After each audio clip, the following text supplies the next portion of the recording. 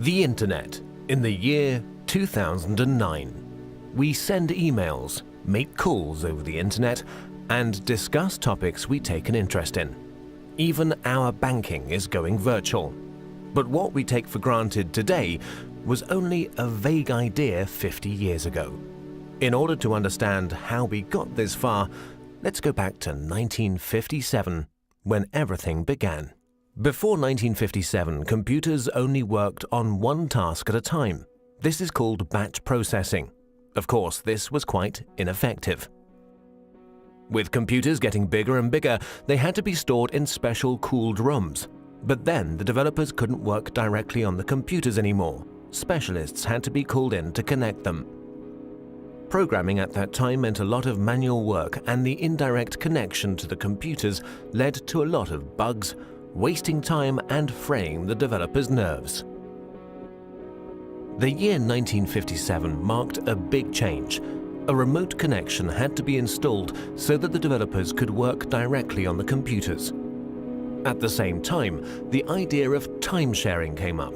This is the first concept in computer technology to share the processing power of one computer with multiple users.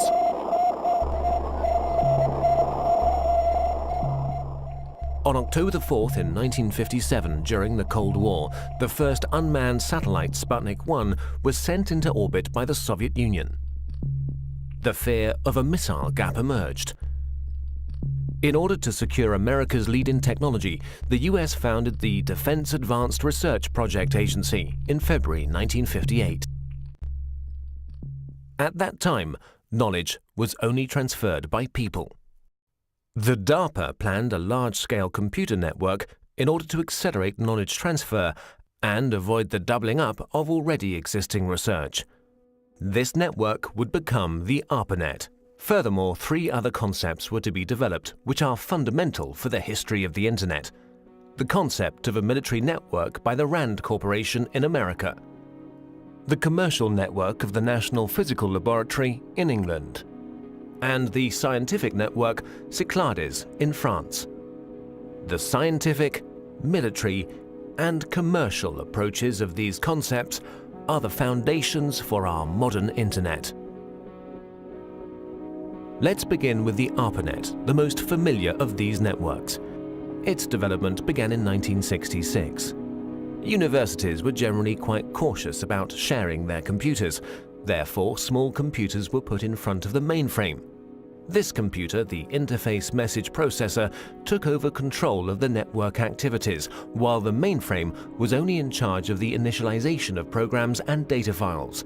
At the same time, the IMP also served as interface for the mainframe. Since only the IMPs were interconnected in a network, this was also called IMP subnet.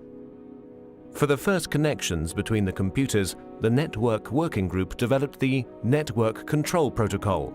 Later on, the NCP was replaced by the more efficient Transmission Control Protocol. The specific feature of the TCP is the verification of the file transfer.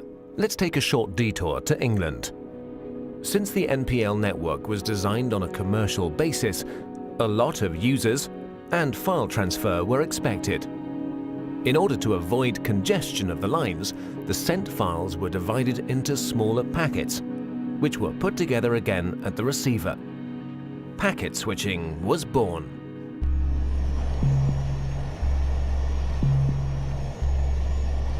In 1962, American Ferret aircraft discovered middle and long-range missiles in Cuba, which were able to reach the United States. This stoked fear of an atomic conflict.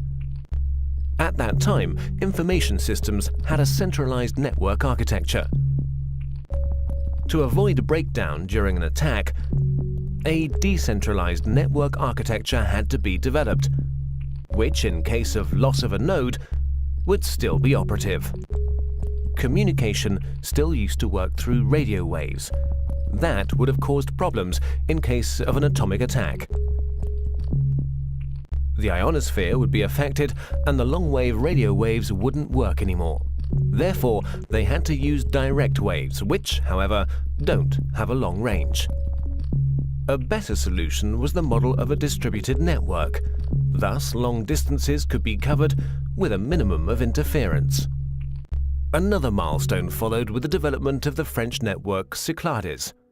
Since Cyclades had a far smaller budget than ARPANET, and thus also fewer nodes, the focus was laid on the communication with other networks. In this way, the term Internet was born.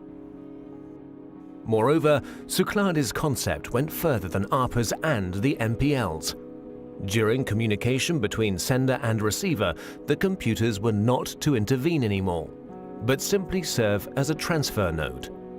Cyclades' protocol went through all machines using a physical layer that was implemented into the hardware, providing a direct connection with the receiver, an end-to-end structure.